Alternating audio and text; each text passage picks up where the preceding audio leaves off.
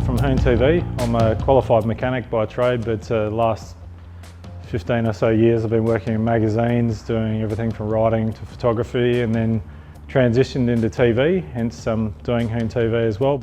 I've done everything from stunt riding to riding at the track and doing some racing with a little bit of local club success and that. And I've also built a handful of custom bikes for myself, and through that I was contacted by a company in Sydney that's the importer for a bunch of really cool parts and products, and they've asked me to build a bike to showcase all those parts.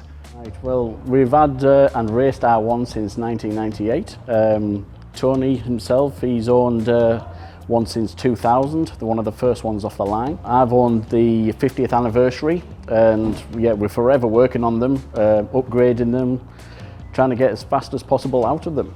Well, I think the reaction is going to be good. It can't not be good, because when you look at the bike, when it's together, it's a killer bike. Well, if they're not blown away, I'll kick them out the door. Boxer had a really good idea that he put forward to me.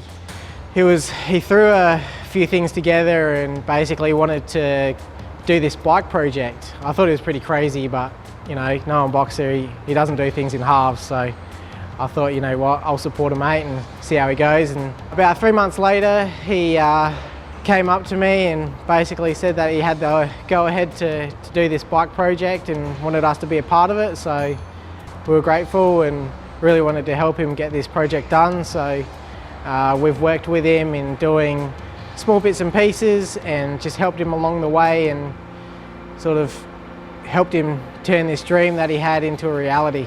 I'm really happy for the end product. I'm really excited to see all the man hours that everyone's put into it as a team effort come out into one piece, and see this beautiful piece of art. You know, really shows what sort of workmanship can be put into something special when someone's really motivated and making it happen.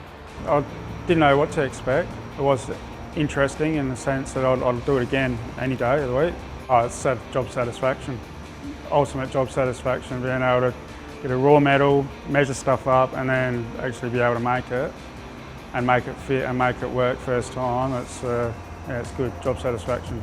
Now, we sat down, hashed out a few ideas, and I sort of sprung an idea on them that I'd been toying with for a while. Something I would have liked to have done myself, but basically said, you know, what do you think of this? And you'd see the gears turning in the heads there, and everyone sort of looked at each other and looked back at me, and they were all pretty impressed with the idea. And after a couple of emails backwards and forwards and crunching some numbers and doing some investigation and some sort of checking to see if it was actually going to work, I got the green light. And yeah, it's been a pretty epic couple of months, and the bike's done, and yeah, I'm over the moon. So, and you know, I can't thank all the guys that have been involved with it enough. It's just been a really great way to put a cool bike together, and also just hang out with your mates doing it at the same time, and you know, everyone having a crack at doing something they love. So yeah, I can't say much more about it. I'm just so happy. Ladies and gentlemen, a very special 1998 Yamaha R1 that embraces the past and the present. Put your hands together for the WE 98.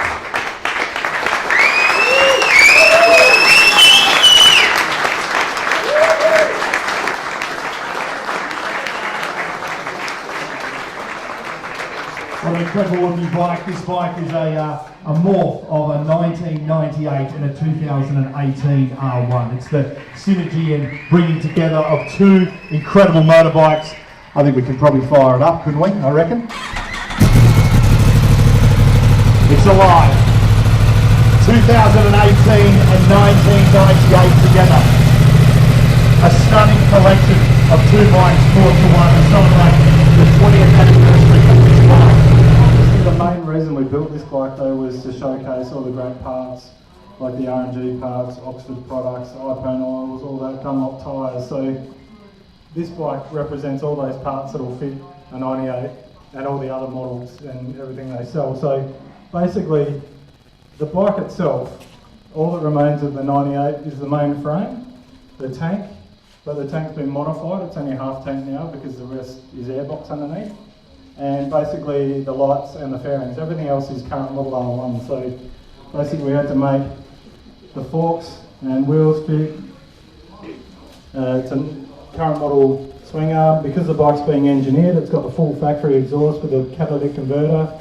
Under the seat here, it's got all the ABS unit, the 6-axis gyro like Jason mentioned before, and all the EFI, all that sort of stuff. It's got the current model dash there with the cool little R1 thing on it when you turn it off.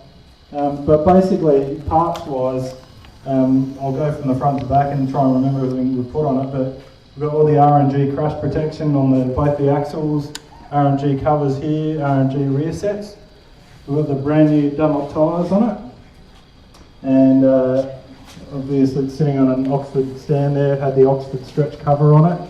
It's full of Ipone fluids. We've got R&G Radiator and all cooler guards there.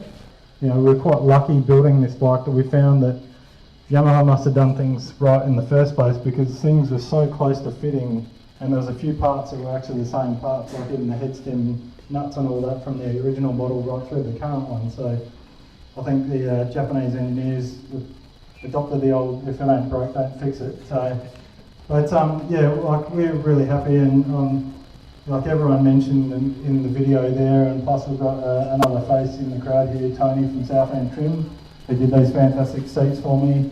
We searched around for a while to get a very similar colour red to the original.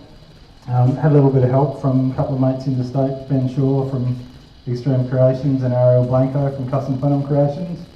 But basically, to make the engine fit in the frame and everything, we had to modify it quite a bit, replace the original engine mounts, and a few modifications to get the swing arm and stuff like that. I mean, I talked it down like it was quite simple, but it was a pretty big project, but it's done now. So yeah, I'll pass it back to Jason. Stop worrying. Round of applause, guys.